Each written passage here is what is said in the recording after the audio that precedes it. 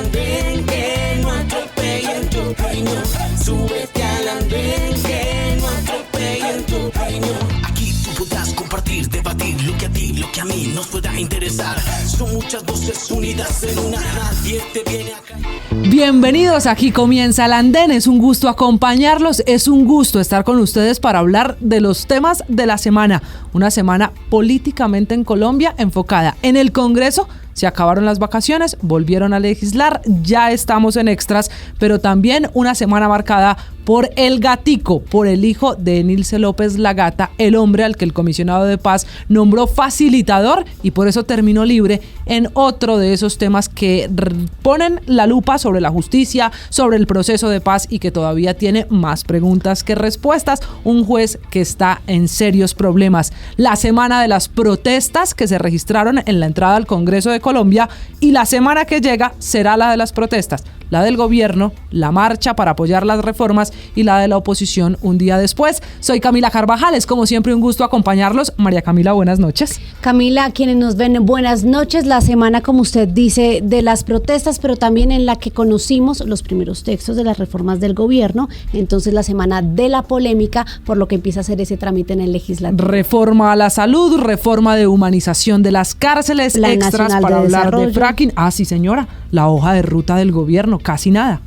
Colombia, potencia mundial de la vida. Sí, señora, la vía usted acompañando al presidente Gustavo Petro. Estuvieron allí todos los medios de comunicación, todo el gabinete, y esa es la hoja de ruta. De verdad, ¿en qué se va a gastar la plata este gobierno? Y la semana de Roy Barreras, intervención quirúrgica al presidente del Congreso. Todos lo sabemos, él lo ha hecho público. Está luchando contra un cáncer, siempre con buenas noticias, lo cuenta él en sus redes sociales, pero políticamente él siempre es muy optimista en la salud y en lo político, porque esta semana bien difícil la posición de Roy Barreras, de alguna manera presionando y criticando a los ministros del presidente Petro, de su amigo, el presidente de la República. Pues bueno, precisamente sobre eso vamos a debatir hoy, tema central de debate, ¿qué le está pasando a Roy Barreras con el gobierno? Vamos a hablar de Roy Barreras y de las elecciones y de lo que pasa en la política local en las principales ciudades de Colombia. Bienvenidos, aquí comienza el andén.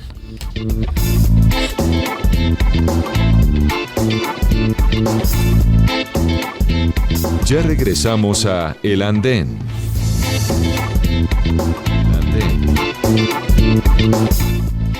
Bueno, María Camila, y seguimos este viernes en el andén en el que hemos hablado de lo que está pasando con las reformas del Congreso. Ya llegaron, ya empezaron a presentarse los proyectos. Está el gobierno en función de las reformas políticas, pero también de la paz total, y eso sí que ha dado de qué hablar. Ya vamos a entrar a profundidad a conversar sobre Roy Barreras. Antes le tengo una propuesta. ¿Qué tal si empezamos a evaluar el tema político en las principales ciudades y en los departamentos de Colombia? Porque literalmente empezaron a mostrarse ya los candidatos. Ya la baraja de candidatos en las diferentes ciudades, las principales capitales del país, Camila, está puesta sobre la mesa y sin duda alguna las elecciones del 29 de octubre son fundamentales porque ese panorama político también va a definir una cosa y es la fuerza del gobierno. Entonces es clave ver los nombres de quienes ya están sonando en las diferentes ciudades del país. Y le propongo que arranquemos, vámonos para Cali, para el suroccidente colombiano, una ciudad, una región que ha concentrado la atención del gobierno. Acuérdese que Gustavo Petro estuvo recientemente por el tema de la vía panamericana. También ha sido Cali la razón de las conversaciones del gobierno con los más importantes empresarios para ese programa piloto de atraer jóvenes y juntarlos con los empresarios. Así que en Cali políticamente está pasando muchas cosas y muy interesantes. Se sube al andén este viernes Hugo Mario Palomar, el director de Blue Radio en esa ciudad. Hola, Hugo, bienvenido. Hola Camila, María Camila, gracias. Pues aquí en el andén podemos contarles a ustedes y a la audiencia de Blue Radio que ya hay candidatos que están recorriendo los barrios, que están convocando a reuniones masivas, que están haciendo actividad política e incluso recogiendo firmas, porque ya algunos de ellos han inscrito movimientos ciudadanos para participar de la contienda por la alcaldía de Cali. En el caso concreto de la alcaldía, Camila, pues ya hay varios candidatos en el partidor. Uno de ellos, el exministro de Justicia del gobierno de Iván Duque, Wilson Ruiz, quien es uno de los que está recogiendo firmas, quiere ser candidato independiente y ha comenzado ya la actividad proselitista, pero también hay una exsecretaria de la alcaldía de Jorge Iván Ospina, la secretaria de Salud, Millerandi Torres. Ella también ha lanzado su candidatura, no tiene aval de partido político por ahora, pero está haciendo también recorrido por las comunas y los barrios de la ciudad. Hay otros candidatos que repiten en esta oportunidad: Roberto Ortiz, concejal de Cali, la segunda votación en las pasadas elecciones, y Alejandro Eder, un empresario de la industria azucarera que también es nuevamente candidato por la alcaldía de Cali. Denison Mendoza, Darín Rentería y otros menos conocidos hacen parte de la baraja de candidatos que intentan llegar al primer cargo de la capital del Valle para reemplazar a Jorge Iván Ospina, quien saldrá seguramente este año con una favorabilidad, una popularidad no muy alta. Las encuestas dicen que la gestión de Ospina no es bien calificada, Camila y María Camila. Hugo, de esa lista de los primeros que se han ido lanzando al agua allí en Cali, ¿usted cómo ve la carga para el candidato del petrismo o del pacto histórico? ¿Qué pinta el gobierno allí en Cali? Es que no hay candidato del petrismo por ahora. Lo que está intentando o lo que está proponiendo el partido de gobierno o el pacto histórico es una consulta, pero pues se han manejado nombres, todavía ninguno de manera formal. Se cree que Roy Barrera seguramente va a tener allí un precandidato, que el senador del Polo Democrático, Alexander López, tendrá otro candidato, que habrá uno afín a Francia Márquez y demás, pero nombres del pacto histórico que estén disputando esa consulta por ahora no se conocen. Esa es una de las grandes, digamos, expectativas que se ha generado en la contienda aquí en la ciudad de Cali. Sí, Hugo, y es que precisamente esa baja favorabilidad que usted menciona del alcalde perjudica al pacto histórico pues en su aspiración a la alcaldía, pero hablemos de la gobernación. ¿Cuál es el sonajero para la gobernación del Valle? Finalmente la baronesa se va a lanzar. ¿Qué va a pasar con...? La baronesa se refiere usted a Dilian Francisca Toro, allí del partido la baronesa del Valle. Sí, pues tampoco lo ha hecho oficialmente ni públicamente la aspiración, no lo ha anunciado, pero lo que dicen los círculos políticos cercanos a la gobernadora y ex senadora Dilian Francisca Toro es que sí, que la presidenta del partido de la U será candidata a la gobernación. Ella quiere seguramente repetir como gobernadora, ya fue gobernadora de este departamento. Clara Luz Roldán, la actual gobernadora, pues hace parte del movimiento político de Dilian Francisca Toro, tiene una gran estructura, sin duda, en alcaldías, sobre todo del Valle del Cauca, y después, digamos que una candidata fuerte de peso. No se conocen por ahora, digamos, otros candidatos que competirían con ella. Es decir, parece que está muy despejado el camino para que la señora Dilian Francisca Toro sea nuevamente gobernadora del Valle del Cauca. Conclusión, Hugo, para la gobernación parece mucho más claro el panorama. Para la alcaldía de Cali todavía la baraja es grande y una situación más. Habrá que esperar cómo queda la carga de quién será el candidato del pacto histórico, pero esto apenas se está arrancando. Sin duda, volveremos en el andén a revisar la situación política de Cali. Hugo, gracias. Vamos ahora, María Camila, si le parece, hablar de la capital del país. En Bogotá también la situación se está complicando porque veo muchos con ganas de aspirar a la alcaldía de Bogotá. Y sabe que el problema es el mismo, no se tiene claridad sobre la fuerza y quién sería ese candidato del gobierno, del petrismo. Hay muchos nombres sobre la mesa, cuestionamientos sobre idoneidad, trayectoria, pero entonces saludemos a Felipe García, que se la pasa recorriendo las calles de la capital del país, para que él nos cuente. Felipe, ¿cuál es la baraja de candidatos aquí en Bogotá?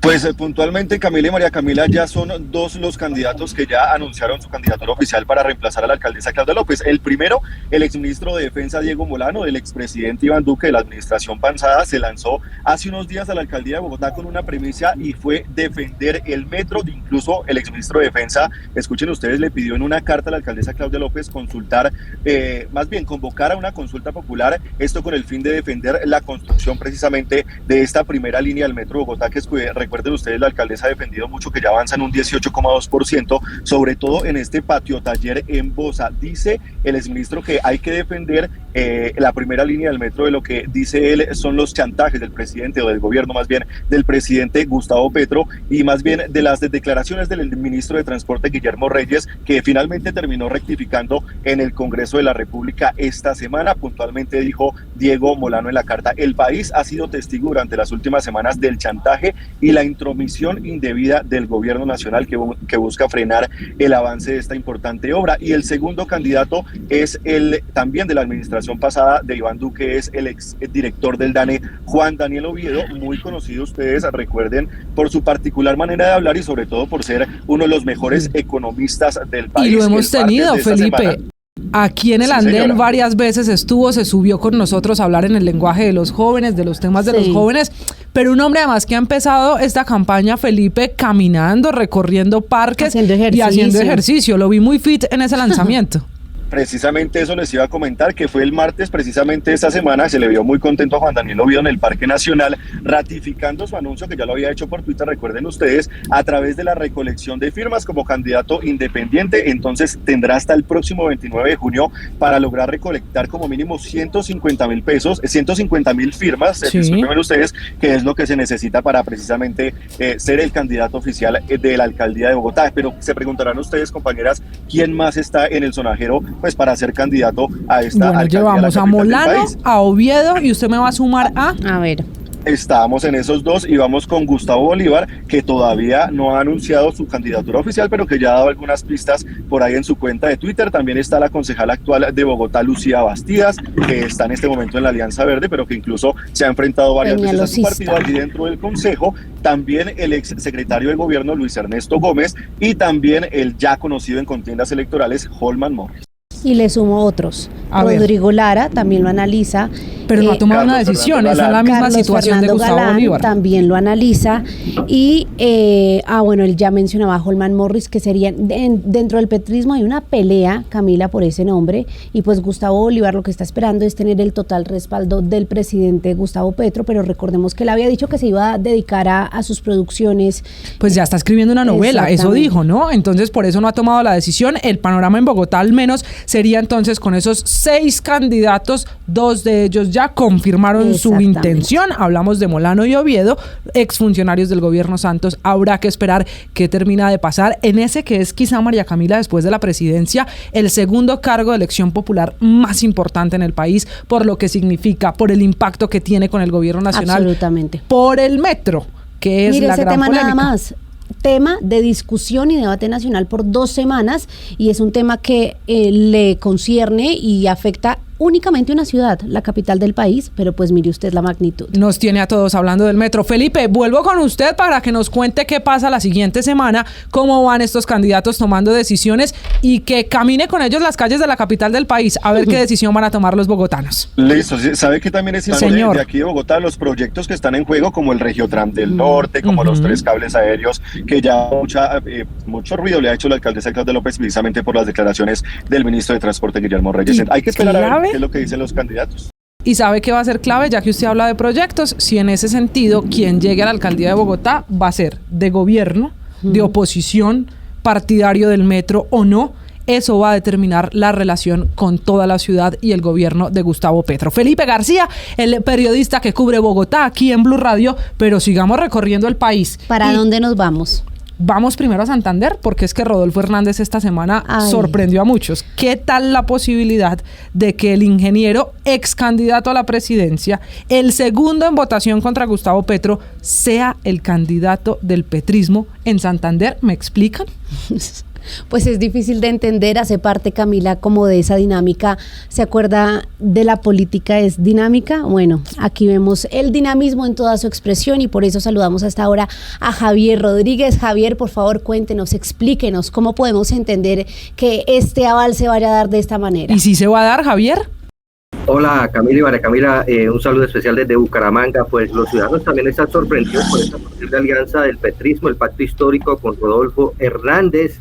Cabe recordar que en las pasadas elecciones Rodolfo Hernández sacó cerca de 890,000 votos aquí en el departamento en la segunda vuelta presidencial. Él dice que tiene un caudal electoral importante, pero va a hacer, escuchen muy bien, 2 encuestas. Una sobre el mes de marzo, abril, muy cerca a Semana Santa, y otra entre julio y agosto, para definir si realmente tiene el apoyo de los santanderianos para ser candidato a la gobernación de Santander. Él no se ha referido nada sobre la posibilidad de estar en una alianza con el petrismo o con el Partido Verde. Los verdes sí lo han buscado, se han reunido con él, pero oficialmente el petrismo, el pacto histórico aquí en Santander, a través de sus delegados ha manifestado que por el momento el nombre de Rodolfo Hernández no está en la carpeta para que lo represente como candidato a la gobernación de Santander. Miren, otros datos, ¿quiénes van a estar en esta partida hacia la gobernación de Santander para reemplazar a Mauricio Aguilar? Uno de ellos es Fernando Vargas, es alcalde de Bucaramanga, empresario, dueño de la Universidad UDES aquí en el departamento de Santander, muy alineado con el tema del Partido Liberal, pero iría por firmas y de forma independiente. Tiene bastante apoyo de sectores sociales, académicos y empresariales de la región. El otro es el general Juvenal Díaz. Él fue uno de los que salió cuando Petro llegó a la presidencia. En el descalabro a los generales. En Medellín, en Antioquia, Camila. Sí, un hombre que ha estado en las fuerzas militares, que hizo parte del Ejército Nacional, que cayó, permítame la expresión, cuando el presidente Gustavo Petro tomó la decisión de cambiar la cúpula. Por antigüedad le tocó al general Díaz salir del cargo y mire usted, termina en la política, además en medio de los cuestionamientos de si uno entonces se quita el uniforme para irse a la política. Espéreme, Javier, que estoy escuchando aquí a Hugo. Javier, ahora sí, regreso con usted. Me decía el general Díaz. Sí, el general Juvenal Díaz, Camila, es hermano de Iván Díaz Mateus, el senador de la República, condenado por la yidis política, y es muy cercano a la Casa Aguilar. Se inscribió ya su movimiento político en el mes de diciembre para comenzar a recoger firmas y está recorriendo el departamento. Y el otro candidato a la gobernación sería el diputado Ferrey Sierra del Partido Verde, pero la tiene bastante difícil porque el Partido Verde no le quiere dar el aval, pero él sigue luchando que si no le da el Partido Verde el aval a Rodolfo Hernández o el apoyo a Rodolfo Hernández, pues él sería el candidato a la gobernación de Santander. Pasamos a la alcaldía de Bucaramanga. Sí, señor. Hay por lo menos 16 candidatos, entre ellos los actuales concejales Carlos Parra y Jaime Andrés Beltrán, opositores totalmente durante estos 3 años de gobierno del alcalde Juan Carlos Cárdenas. También aspira Consuelo Ordóñez de Rincón, quien renunció hace algunos días precisamente a lo que tiene que ver a un cargo que tenía en Bogotá en la alcaldía de Claudia López. También está aspirando el exsecretario del Partido Liberal a nivel nacional, Miguel Ángel, se encuentra precisamente también explorando esa posibilidad para ser candidato a la alcaldía de Bucaramanga. Son 16 personas, para decirlo, los que están aspirando a la alcaldía de Bucaramanga y reemplazar a Juan Carlos Cárdenas, quien además, dicen los corrillos políticos, que tiene candidatos. Carlos Sotomonte es director precisamente de Santurbán, que es una de las oficinas de la alcaldía de Bucaramanga para proteger el páramo de Santurbán, quien apoyó a Petro precisamente en la primera y segunda vuelta y sería el candidato de Cárdenas de la alcaldía precisamente para reemplazarlo en estas elecciones, Camila. Allí tienen todavía una baraja muy grande, Javier, 16 candidatos, pero eso se va a depurar, sin duda empezarán las alianzas, los que desistan, los que aparezcan, que no tenemos todavía, y también quedamos pendientes finalmente qué pase con el ingeniero. Es Javier Rodríguez, director de Blue Radio en Santander, en Bucaramanga, pero María Camila, tenemos que seguir este recorrido, ya vamos a hablar de Roy Barreras en minutos aquí en el debate de viernes del Andén, pero le propongo también que revisemos el Caribe colombiano. Por favor, hay clanes políticos o familias de mucho poder político que en esta elección, Camila, quizás se define si han perdido o no ese peso que han mantenido a lo largo de décadas. Póngale nombre. La familia Char. Entonces, que Vanessa Saldarriaga, nuestra directora allá en Barranquilla, nos cuente. Vanessa, por favor, candidatos, nombres y posibilidad de quedar electos en este 2023. María Camila, le cuento que el panorama hasta hace un mes no estaba muy claro sobre quiénes eran los que se iban a apostar por lanzarse a la alcaldía de Barranquilla, pero ya están apareciendo una lista de nombres muy interesantes. Por una parte, todos sabemos del interés que en algún momento ha manifestado el abogado Miguel Ángel del Río, sin embargo no ha sido claro si efectivamente se va a lanzar.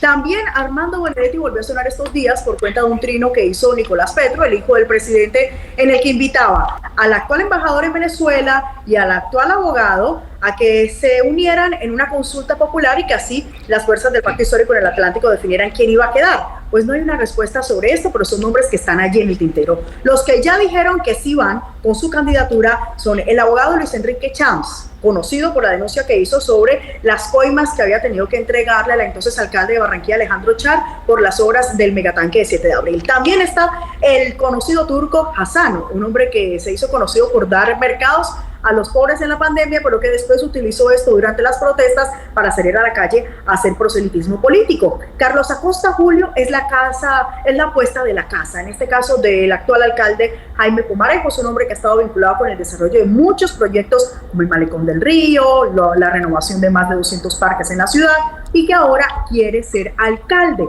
Alejandro Char, por supuesto, suena, pero todavía no hay una confirmación. Su equipo de prensa dice que por lo pronto siguen revisando la situación de si va a ser candidato. Ahí está, siempre suena, no dicen ni sí, no dicen sí, no. Pero hay un nombre interesante que ustedes no conocen, que se llama Marcos Orozco. Es un influencer en redes sociales y fue el barranquillero que montó una plataforma de noticias conocida como Última Hora Col. Seguro ese nombre sí les suena a ustedes. Pues detrás de todo esto está un barranquillero, Marcos Orozco, y ya está recogiendo las 100.000 firmas para poder colocar en firme su candidatura. Ya lleva 40.000, así que ahí se va moviendo. Y por el lado de la gobernación del Atlántico, Roy Barreras, a propósito de que ustedes lo estaban mencionando por allí, al parecer el día de ayer le entregó su aval a Alfredo Varela, el esposo de la presentadora de televisión Roche Stevenson, para que sea candidato al Atlántico por su movimiento. Ese es el chisme político fuerte del momento. Pero también está sonando el nombre de Máximo Noriega como candidato del Pacto Histórico. En este caso, él contaría con el apoyo de Nicolás Petro, el hijo del presidente. Lo curioso de la situación con Alfredo Varela es que este contaría con el apoyo de Ahmed Escaf y a su vez de Verónica Alcocer, que recordemos en este caso es muy cercana al representante de la Cámara por el Atlántico. Ese es el panorama que tenemos en estos momentos. La gobernación no tiene un panorama claro, porque el que estaba de candidato a la actual gobernación, quien era en este caso el secretario de Desarrollo Económico Miguel Vergara y sobrino de la Procuradora Nacional, se retiró de la contienda de manera anticipada, dijo que definitivamente no iba a participar en las elecciones. Es que tendría, Vanessa, que apostarle y competir con pesos pesados, decía María Camila, de familias muy tradicionales. Así que en el Caribe también está esto cogiendo fuerza y muy reñido. Vanessa, gracias. Volvemos con usted también al Caribe y fue a propósito. Nos falta una ciudad en la que... Y la que falta, que es su ciudad, Camila, es la que yo me atrevo a decir, va a generar la mayor controversia, polémica, división, que es la capital antioqueña, Medellín, porque desde ya se está viendo cómo cada uno tira para su lado y cómo los nombres, los candidatos, Camila, están siendo fundamentales para ver pues si están con el gobierno o si pues van a de nuevo representar a esa fuerza antioqueña que por mucho tiempo ha defendido es el empresariado. Es que hablábamos con las demás ciudades que el candidato del gobierno, del pacto histórico o la oposición. El problema con los paisas es que la baraja es más grande. Porque puede ser el candidato del gobierno, del pacto histórico, puede ser el de la oposición, del uribismo y del centro democrático, y en Medellín es más difícil. Puede ser también el candidato de Quintero, que es otra fuerza política. Así que todo eso está haciendo que el cóctel político en Medellín esté muy interesante, pero también a muerte. Don Héctor Santamaría, el director de Blue Medellín, panorama electoral en la capital paisa. Un saludo para usted, Camila y María Camila. Hay muchos que se quieren subir ese andel de la Alpujarra. Usted lo están diciendo. Si se asustaban un poquito con el tema de Bucaramanga, que tenía 17, aquí superamos, incluso hemos contado hasta 30 precandidatos, ojo, en esa contienda política por los máximos cargos públicos en el departamento. Y no sé si ustedes tienen antecedentes, pero al menos 4 mujeres buscan llegar al principal cargo político en Medellín. Hablamos de Paulina Aguinaga, que renunció al Centro Democrático, es concejal y hasta lo está enfrentando a diario en las redes sociales. La exfiscal, conocida como la Dama de Hierro, Claudia Carrasquilla, la ex senadora Liliana Rendón, que vuelve al ruedo político, y aunque varios nombres están en la baraja de la continuidad de Daniel Quintero, pues Andrea Uribe, la exsecretaria de Salud y que afrontó la pandemia, también sería una de las cartas principales que están ahí moviéndose desde el quinterismo, pero ahí no para la competencia para llegar al piso 12 de la alcaldía. En cuanto a los hombres, hay varios aspirantes, como el caso del promotor de la revocatoria. Hablamos de Andrés Guri Rodríguez, los cercanos a Federico Gutiérrez, quien aún no decide su futuro y ha dicho que si aspira a algún cargo lo mencionará por allá en el mes de marzo, pero sí su exsecretario Andrés Tobón, el uribista Sebastián López y el excomisionado para la paz Juan Camilo Restrepo, que ya fue alcalde encargado, que tuvo una confrontación ya, recordarán ustedes, con ese cambio en primera y que fue alcalde encargado y que por eso pues también sería una de las cartas principales. Pero ojo, porque el grupo quinterista, el que aparece como más opcionado, es el exsecretario de la no violencia, Juan Carlos Upegui, que además es el primo de la primera dama y amigo del alcalde, pues también está dentro de esa baraja, y además el gerente del Metro de la 80, Sergio López. Pero aquí lo que cabe resaltar, tanto Camila como María Camila, es que la mayoría, por no decir que el 100%, se están jugándola por las firmas, o sea, por movimientos, por el aval ciudadano y no por los partidos. Pero por Héctor, ahora. ¿Cómo no si al alcalde Quintero le funcionó? Él llegó con el movimiento independiente recogiendo firmas y quizá muchos lo relacionan con eso, dicen ir independiente en Medellín cuando están tan agarrados los clanes, los partidos, puede ser más rentable. ¿Ese panorama con Quintero ya decidieron cómo va a escoger él su candidato? Pues se supone que va a ser una lista y de esa lista una encuesta, es lo que hemos conocido hasta el momento, porque incluso esta semana André Uribe, como dicen popularmente, intentó salirse del corral y la llamaron y dijeron, venga, usted hace parte de los 5 nombres que tiene, recordará usted los 5 funcionarios que salieron de la administración y hace parte de esa baraja, pero sin duda entre André Uribe y Juan Carlos Upegui e incluso Albert Corredor, que también era del Centro Democrático, estaría el candidato, pero también hay que sumar ahí por listas a Simón Molinas, concejal de Medellín, Luis Bernardo Vélez, quien dijo que Quintero lo traicionó y traicionó a la ciudad, Lucas Caña, que es el actual presidente del consejo y que es muy cercano a un hombre que ahorita mencionaremos, pero que hizo parranda vallenata la semana anterior, el exdirector de la DU, César Hernández, y el amigo de infancia del expresidente Álvaro Uribe, el docente Gilberto Tobón Sanín, que también ha dicho que está en esa carrera. Muy polémico, profesor Tobón.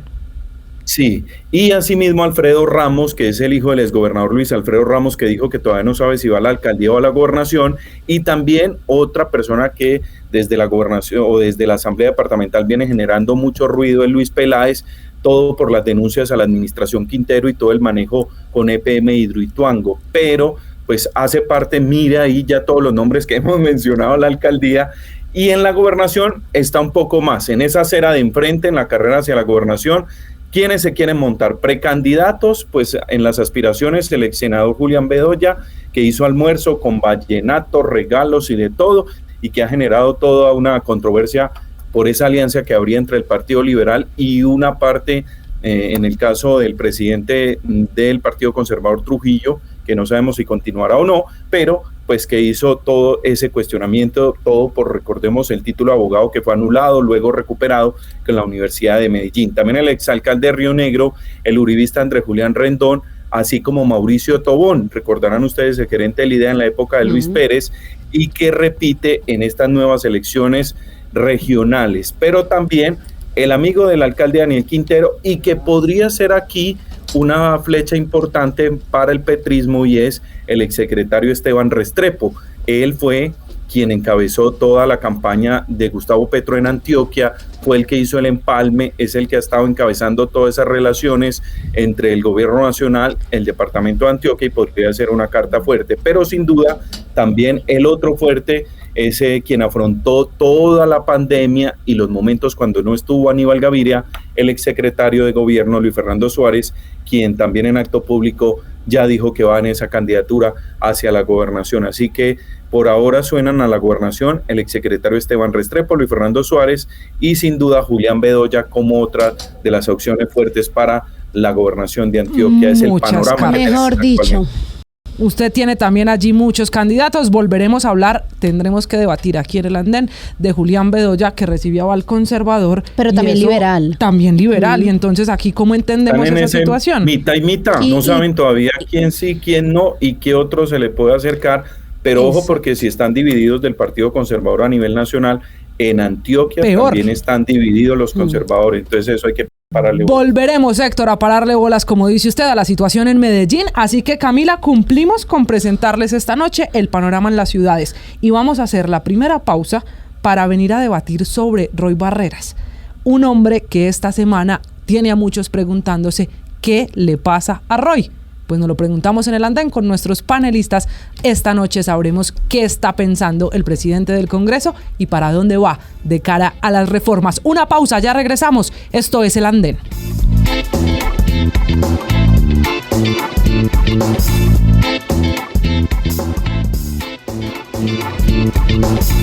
Seguimos en el andén. Recuerde que usted también se puede sumar a esta discusión, a este libro de opiniones, donde cada viernes nos subimos para que no atropellen su opinión, para que hablemos de política en el lenguaje de jóvenes y con los jóvenes. Y llegó el momento del esperado debate de esta semana. El momento preferido del andén, donde los jóvenes se suben a opinar, a debatir sobre un tema, Camila, que a mí particularmente me encanta y es legislativo, el futuro de la agenda del gobierno, pero puntualmente sobre una persona en particular vamos a hablar hoy. ¿Puede ser el personaje de la semana? El personaje del año, diría yo. Usted ya se me está yendo, estamos empezando, tranquila. No, pero es que va a ser clave y de eso vamos a debatir sobre cómo este hombre resulta siendo indispensable, fundamental, si sí o si no, ya veremos qué opinan nuestros panelistas para la aprobación de las reformas del gobierno en el Congreso. Y entonces, ¿qué le pasa a Roy? Es la pregunta de esta noche, el hombre del pacto histórico que ha acompañado a Gustavo Petro desde la campaña, que ahora le está literalmente jalando las orejas a los ministros, que no está muy contento con el manejo político que se le están dando a las reformas, y es el tema de esta noche. Recuerde opinar, numeral el andén. Y sin más rodeos, saludo esta noche, se sube al andén Luis Fernando Cruz, que es abogado, que es además asesor legislativo y que es nuevo panelista con nosotros. María Camila, bienvenido. María Camila, mucho gusto. Muchas gracias por la invitación a Cristian, a José Daniel, a Diego y a todos los oyentes. Así que vamos a ver qué le pasa a Roy. Para eso también se sube esta noche al andén otro de nuestros nuevos panelistas. Es José Daniel Saad, es politólogo, es docente. José Daniel, bienvenido. Buenas noches. Buenas noches, José Daniel. Y hay otra cara nueva hoy, Camila. Otra cara nueva, Diego Mieri, él es politólogo, se sube al andén también para ampliar esta discusión. Diego, bienvenido. Muchas gracias, Camila y María Camila, por la invitación. Feliz semana del periodista. Gracias. Y saludos a Juan Daniel, gracias. Cristian y Luis Fernando. Vamos a debatir de Roy y llegó una cara que conoce muy bien cómo funciona el Congreso, que ya ha pasado por aquí. Don Cristian, buenas noches, qué rico que esté en el andén. Cristian Romero, uno de nuestros panelistas. Buenas noches para todos, un saludo, acá contento de volver en este nuevo año y debatir de todo lo que viene en el Congreso, que está emocionante. Arranco con usted, que además viene del Congreso de la República. ¿Qué le pasa a Roy? No, yo creo que Roy precisamente es un hombre sensato, que es el hombre clave para que estas reformas que vienen del gobierno pasen por el legislativo. Creo que tiene razón al hacerle un llamado de atención a los ministros, porque los ministros no dialogan, no presentan las reformas, no las radican, y creo que están más concentrados en enfrentar a la ciudadanía con el antiguo poder que estaba en el país, que más que lograr consensos en el Congreso, que es donde lo deberían estar haciendo. Como bien lo dice Roy, las reformas se aprueban es en el Congreso, no en las calles. Y si es así, entonces, Luis Fernando, ¿la molestia de Roy Barreras hoy es con el petrismo, es con el gobierno o es con los ministros? Pues mire, Camila, yo creo que Roy está viendo un gobierno que improvisa tanto, que no hay claridad con la agenda de los ministros. Mire por ejemplo lo que está pasando en reforma a la salud. Llevan 2 meses especulando que si se quedan las EPS, que si se van, reforma pensional, que si se acaba el ahorro pensional, que es público, que es privado. Entonces Roy está viendo un panorama, yo creo, tan complicado, que él está pavimentando el camino para abandonar el barco si las cosas no salen bien y no asumir el costo político que sucedería si las reformas no pasan. Pero espéreme, ¿usted cree que Roy Barreras va a abandonar el barco que ayudó a llegar a buen puerto como es el gobierno? ¿Eso pues, es lo que usted nos está queriendo decir? Pues mire, es que en la entrevista del domingo Roy fue muy claro y él le dice al gobierno: vea, no han radicado las reformas, llevo 6 meses esperándolas en el Congreso, yo no sé si en abril me tenga que retirar y ya le notifiqué al gobierno que pronto me voy. Entonces, si esto no pasa, que no me vengan a echar la culpa a mí. Si esto no pasa, yo hice todo lo posible. Pero si ustedes no radican las reformas, si no presentan los textos y si no me ayudan a mí a trabajar con las otras bancadas, pues muy fregado. Hizo la advertencia clarísima Roy Barreras, pero José Daniel, ¿usted cómo ve el panorama? Roy Barreras, aquí todos coincidimos, es un hombre muy importante para el gobierno, para ese trámite de las reformas, pero esa actitud de en este momento hacer advertencias, si será conveniente, ¿cómo ve usted esa actitud y esas advertencias? José. Bueno, yo creo que fundamentalmente lo que estamos viendo es un poco la naturaleza del tipo de gobierno que tenemos. Un gobierno de coalición, una coalición que tuvo por motivación cambiar las cosas, se sube sobre el ánimo de cambio expresado en distintas movilizaciones sociales, pero a esa coalición, desde que inició, la integraron sectores que tienen un origen más anclado en la política más tradicional, que han participado de los gobiernos a los que se supone este gobierno llega a sustituir. Entonces lo que yo siento es que Roy muestra esa disputa entre la vieja política, que no ha dejado el pacto, que no ha dejado tampoco la práctica política nacional, y los sectores que creyeron en este proceso de cambio, los sectores que están impulsando unas reformas. Creo que en esencia, pues Roy está siendo, curiosamente, contrario a lo que se cree de él, una persona bastante coherente, y nos está mostrando que siempre ha tenido ciertos principios, lo cual es bien interesante de ver, porque generalmente pensábamos que como Roy ha estado por todos los partidos, era más bien un político o en exceso pragmático o por completamente apegado al poder. Sí. Bueno, y Diego, ¿usted cómo ve ese fuego amigo de Roy? ¿Es conveniente o es consecuente? Bueno, lo primero es entender quién es Roy Barrera y quién ha sido Roy en los últimos 20 años de la política nacional. Roy, ante todo, desde la orilla política a la que uno venga, le tiene que admirar su habilidad política. Y yo creo que todo esto hace parte de ese juego de ajedrez que siempre ha sido muy bueno jugando. Y defiende al presidente, y así lo hizo ver en la entrevista de semana, en la entrevista de Caracol, defiende al presidente, pero se va contra los ministros, así limita el impacto negativo, pero si algo malo pasa, como decía ahora mi compañero, puede decir, miren, yo les advertí, yo hice oposición desde adentro y pues se salva su pellejo político. Tenemos que recordar que Roy es una persona que, a pesar de que en este momento tiene una enfermedad que lo puede retirar del Congreso, es una persona con aspiraciones presidenciales que necesita que, si a este gobierno le va mal, se pueda salvar y lanzarse eventualmente a la presidencia.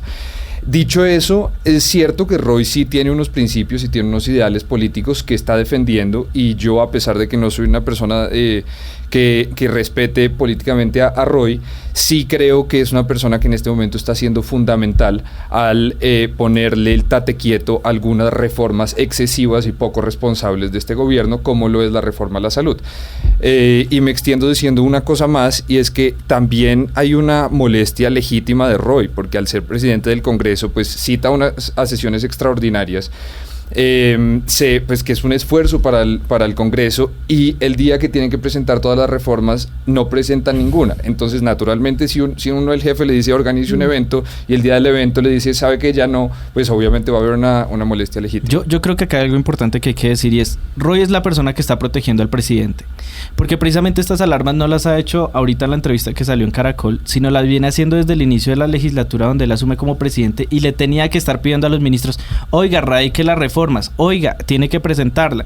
Ya pasaron varios meses, ya son gobierno, ya han tenido el poder, obviamente ya esto básicamente les está diciendo, les cogió la tarde, y Roy ha sido la persona que no se está lavando las manos, precisamente es el que ha aprobado las reformas, porque las que han pasado en el Congreso han pasado porque Roy ha tenido el liderazgo dentro de las bancadas y dentro de la coalición de gobierno, porque si fuera por los ministros, la coalición ya estaría destruida en este momento, porque a ellos no les interesa mantener una coalición, sino tienen unas agendas propias que no buscan consensos. Creo que Roy es la persona responsable de que todo esto haya pasado. Yo parcialmente estoy de acuerdo con usted en el corto plazo, pero yo no sé en el lejano plazo esta retórica de Roy, que es que Petro tiene todas las mejores intenciones, es un gran ejecutor, pero es el niño desentendido y los ministros no le están poniendo atención. Inicialmente digo, listo, está defendiendo al presidente y echándole toda la culpa a los ministros, pero un presidente que sus ministros no le hacen caso, no le cumplen con las reformas que él quiere, pues al fin y al cabo es un presidente que no funciona, porque los ministros no le están haciendo caso, y eso terminará afectando al presidente. Yo dejo claro que no estoy defendiendo al presidente, yo solo estoy como viendo que Roy está haciendo su buena labor de líder de la bancada del Congreso, de líder de la bancada del pacto, y pues está haciendo su trabajo. Ya lo de los ministros ya es cuento aparte con el gobierno del presidente. ¿Y sabe qué es lo que pasa? Vaya, otra cosa, el pacto histórico cree que tiene mayorías en el Congreso, pero quien define las mayorías en el Congreso son los partidos tradicionales. Pacto histórico, si usted la composición del Senado tiene 20 votos más o menos. Pero liberales, conservadores y la U son los que definen si esto se aprueba o no. Y el puente entre los partidos tradicionales y la izquierda es Roy Barreras. Entonces, yo creo que en parte Roy lo que está viendo es que de pronto a mediano plazo esto se puede totear. Y él quiere tener una salida para decir, vea, yo lo intenté todo con el gobierno, llevo 6 meses esperando las reformas, pero yo tampoco voy a asumir el costo político de que el gobierno venga a presentar, por ejemplo, una expropiación pensional de 400 billones de pesos de 18 millones de trabajadores y él después asumir ese problema, o lo que está pasando con la reforma a la salud. Y esos ataques, por ejemplo, tanto a la ministra de Corcho como a la ministra de Minas, es una forma de él decir, bueno, en parte yo no voy a asumir ese desgaste, pero en parte también yo defiendo la institucionalidad. Y no voy a aceptar, por ejemplo, que a través de Twitter y a través de marchas, el gobierno venga a presionar al Congreso para aprobar estas propuestas a las malas. Entonces, Roy, digamos que uno puede tener muchas opiniones frente a él, pero hoy en día está fungiendo casi que como la única persona que puede contener a Petro y esa agenda fuerte de Petro. Tanto él como el ministro Campo prácticamente son los que sostienen la institucionalidad de este país hoy en día y tienen amarrados, digamos, tantas locuras que se le pueden disparar al presidente. Pero a mí esto me parece muy curioso porque de un lado pasábamos de tener una figura a la cual poco o nada nos hubiera gustado, era casi que el indeseable en todas las coaliciones, para hacer entonces el soporte de la institucionalidad nacional, ¿sí? O sea, más bien creo que esto pone de manifiesto lo tenue y lo débil que es la coalición de gobierno, porque dependen justamente de uno de los factores que en teoría se subieron, bueno, uno de los factores contra los que en teoría se subieron a cambiar, ¿sí? El rol de Roy tampoco es que sea muy deseado en la coalición, pero es como un mal de la pregunta que se hacen, yo creo, en el pacto es, ¿será que estaríamos donde estamos sin Roy? Y sobre eso que usted dice, es importante recordar la columna que escribió Camila Zuluaga sobre Roy el Salvador, y yo creo que también demuestra justamente el desorden y la improvisación que han sido los ministros y gran parte del gobierno. Y es, ¿quién iba a pensar hace 2 o 3 años que íbamos a ver a Roy Barrera, la cara de la política tradicional y el cambio de partido a partido con tal de estar en el poder, como el salvador del país y el que está conteniendo líder de los alternativos? Pero inclusive, Brialgo, yo no sé si hasta qué punto él es realmente el salvador o el mesías, como algunos lo pueden ver. Pero lo cierto es que con la agenda tan radical que puede llegar a tener el gobierno, es 1000 veces mejor tener un Roy tratando de tirar al gobierno hacia el centro y evitando reformas radicales, que tener, por ejemplo, lo que hubiera sido un Gustavo Bolívar en la presidencia del Senado, o una persona mucho más radical que no frene a la ministra de Salud, que no frene a la ministra de Minas, sino que secunde esa agenda muy fuerte del gobierno. Pero así las cosas, el freno de esos ministros, ustedes han puesto unos casos que ya el país conoce, como es el de Salud, como es el caso de Minas, que ha intentado Roy pegar otra vez la coalición cuando estos ministros salen a hacer de las suyas. ¿Ese freno lo debe poner el presidente del Congreso o el presidente de la República? El presidente de ¿Sabe qué pasa, Camila? Yo creo que el presidente de la República es muy difícil ponerle freno. Y nada más mira lo que está pasando en Twitter. Básicamente estamos volviendo a la época de cuando Petro era alcalde y gobernaba todo el día con Twitter, y entonces cuando los proyectos no le avanzan en el Congreso, empieza a echar candela en las calles, empieza a decir vamos a marchar, vamos a presionar. Y en ese sentido, digamos que el Congreso siempre ha sufrido de no ser tan independiente como uno quisiera. Pero en ese sentido Roy puede ejercer una labor ahí de contención que quizás es muy difícil que el presidente la tenga por su propio carácter, por su propia forma de ser. Sí, y es que ahí, Camila, es clave analizar también, José Daniel, usted cuestionaba cómo Roy termina pasando de criticado, odiado, a ser fundamental para el gobierno. Es que fue el blanco con el que en su momento atacaron la campaña del hoy presidente. Que era la representación de los partidos tradicionales y de la política tradicional en la campaña del presidente Gustavo Petro, del entonces candidato. Pero entonces, José Daniel, ¿no vale la pena ahí también entonces reconocer esa habilidad de Roy y ese llamado que le está haciendo a respetar la institucionalidad y que Gustavo Petro, el presidente, recuerde que a él lo eligieron con ideales liberales? ¿Eso no es algo para destacar de Roy Barreras? Bueno, yo creo que evidentemente Roy es un político bastante hábil, un político en el sentido profesional de la palabra, ¿sí? Ahora, en cuanto a la elección de Petro, la verdad es que la elección de Petro, y sobre todo en la segunda vuelta, la elección de Petro fue una elección de defensa de la institucionalidad, del establecimiento, contra un aparente salto al vacío, ¿sí? La elección de Petro se da es porque su contendor en algún momento llegó a ser aún más antiestablecimiento y aún más desestabilizador de la institucional que lo del mismo Petro podía mostrarse. Y creo que ese salto de segunda vuelta, de pronto ahí Roy no fue tan importante. Lo que fue importante en esa segunda vuelta fue que Petro logró ser el del cálculo del menos malo y pues que se alinearon a él varios de los que hoy son ministros, ¿sí? Más bien diría yo que lo que tenemos es que matizar un poco las cosas y empezar a debatir las políticas en el plano de la política. Pero para poder debatirlo en el plano de la política, como, o sea, en esa división clásica que se hace en la ciencia política de policy, que es la política pública, politics, que es el proceso político, y polity, que es la institucionalidad, pues pasar al debate de la policy. El problema que tenemos es que no tenemos los documentos concretos. Ya mañana por fin se soluciona, o dicen que se va a solucionar el tema de la reforma a la salud, porque hasta no tener el articulado y no conocerlo, pues estamos discutiendo realmente es sobre el juego político, las percepciones que tenemos de X o Y, y basándonos en anuncios y en la campaña todavía. Y así no podemos discutir los planes reales del gobierno. Mira, si nos basamos solo en eso, y termino con esto, pues ya tendríamos que haberle criticado varias cosas, y que de hecho hay que hacerlo, que dijo en su campaña. Entonces nos dijo en campaña, no, es que todo el servicio exterior va a ser de carrera. Mentira, ya hoy ya vimos que en la mitad del servicio exterior no está siendo de carrera. Pero para poderlo evaluar tuvimos que enfrentarnos a lo concreto. Hoy con las reformas también, yo considero que lo importante es ya poder debatir sobre la política como política, el programa, y no en el proceso político. Las percepciones que tengamos, o no sean ciertas o no sobre cosas, todavía no se basan en el documento en estricto senso. Y ahí también es que creo que Roy está cayendo en el juego.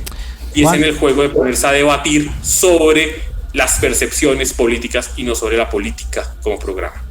Mira, yo creo que acá hay algo importante que Roy nos deja ver, y creo que es lo que deberíamos analizar, y es la fractura a la institucionalidad que está causando este gobierno. Este gobierno no quiere dialogar con las instituciones de manera política en los consensos, como bien lo nombraba, sino prefiere sacar a la gente a las calles a enfrentarse, a seguir lastimando la legitimidad de las instituciones que deberían ser las instituciones fuertes para precisamente garantizar que estas reformas se cumplan. Porque no es que mañana nos volvamos un país donde se vuelva la figura de Petro Dios, donde Petro da la orden y todo se cumple, cuando las instituciones están fracturadas y la gente no tiene credibilidad en ella. A una muestra, miren la protesta que hay en el Congreso en este momento de los indígenas, de los profesores del Cauca. Ellos están protestando contra una fiduprevisora que se les incumplió, pero ellos no entienden ni siquiera contra quién están protestando, porque precisamente la institucionalidad y la credibilidad está en el piso y no saben contra quién están peleando. Dicen que no están peleando contra el gobierno, pero Petro es el presidente. La fiduprevisora, ya Petro nombra el directivo de la fiduprevisora. Entonces le está admitiendo a la gente en la cara. Pasó hace poco con el tema del Plan Nacional de Desarrollo. La Consejería Presidencial de la Juventud saca un documento donde le dice a todos los jóvenes en el país: les cumplimos, incluimos todas las propuestas que hicimos en los diálogos regionales vinculantes. Y eso es una mentira, porque no está en el articulado. ¿Y qué es lo que vale? Lo que está en el articulado, porque es lo que aprueba el Congreso. Entonces le mienten a la gente en la cara, aprovechándose que la gente no sabe y no tiene confianza en las instituciones, y le creen a todo lo que dice el Twitter de Petro. Pero Cristian, además es que este gobierno se ha dedicado a terminar de destruir la credibilidad de las instituciones, cambiando un poco de tema, pero pues refiriéndonos al talante que tiene el gobierno y la importancia que ha tenido Roy en este gobierno.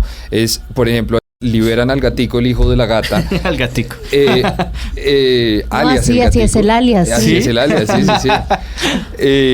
Sale pues el correo que le manda el comisionado de paz Danilo Rueda al juez Petro en Barranquilla. Sale pues la boleta del IMPEC.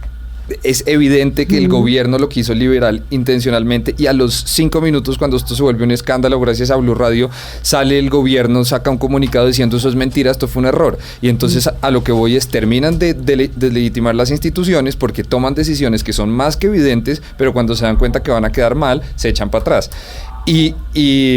Ahora que yendo un poco atrás, Camila decía, Roy debería estar haciendo el papel, cumpliendo el papel que está cumpliendo, o lo debería estar cumpliendo el presidente. En mi opinión, lo debería estar cumpliendo el ministro del Interior.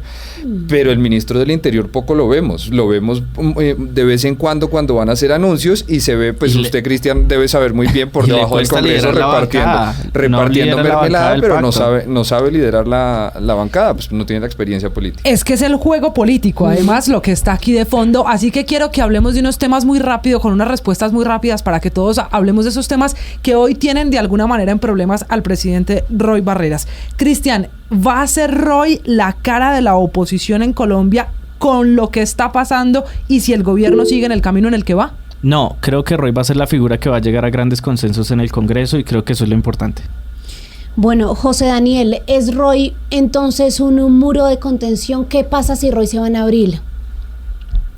No, la verdad, Roy no me parece que sea un muro de contención de nada. Roy está siendo fiel a Roy, a lo que él representa, pero Roy también fue axial, y creo que ese es el término correcto a usar, para que este gobierno fuera gobierno.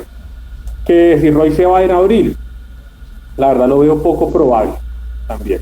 Creo que Roy va a seguir haciendo lo que ha hecho. Roy ha convivido en no pocos gobiernos y ha salido bien librado, curiosamente, y no creo que este sea la excepción. Ante el presidente, Luis Fernando, ¿usted cree que el pulso lo ganan los ministros o lo gana Roy? Ante el presidente Petro. Ante el presidente, lo que pasa es que Petro es un presidente que le gustan aduladores. Entonces, yo no sé hasta qué punto Petro se va a aguantar el desgaste de Roy y hasta qué punto no le va a saltar la piedra, en otras palabras. Porque si uno mira, por ejemplo, la ministra de Minas y de Salud, que son los ejemplos más claros, digamos que ellos siguen la agenda personal de Petro hace muchos años. Entonces yo no sé hasta qué punto el presidente llegue y diga, ¿sabe qué? Roy, váyase, ya no me friegue más, y con un agravante, y es algo que puede pasar, que ojalá no suceda. Pero si en la agenda legislativa del gobierno no prospera en el Congreso, la coalición se fractura, como puede pasar, y se empiezan a estancar las cosas, que Petro empieza a movilizar a todo el mundo a la calle, a revivir el temor de la constituyente y a tratar de, a través de esa presión, inclusive muchas veces violenta, tratar de saltarse la institucionalidad. Y sobre ese costo político, le quería preguntar a Diego, ¿qué podría pasarle a Roy si sigue pues siendo fuego amigo y cuestionando al Ejecutivo? Bueno, lo primero es que, como dice Luis Fernando, a Petro le encantan los aduladores. Y si uno vio la entrevista de semana de Caracol de Roy, contigo, María Camila, pues Roy no hace más que adular al presidente y hacerlo ver como el niño desentendido que los ministros no le están haciendo caso.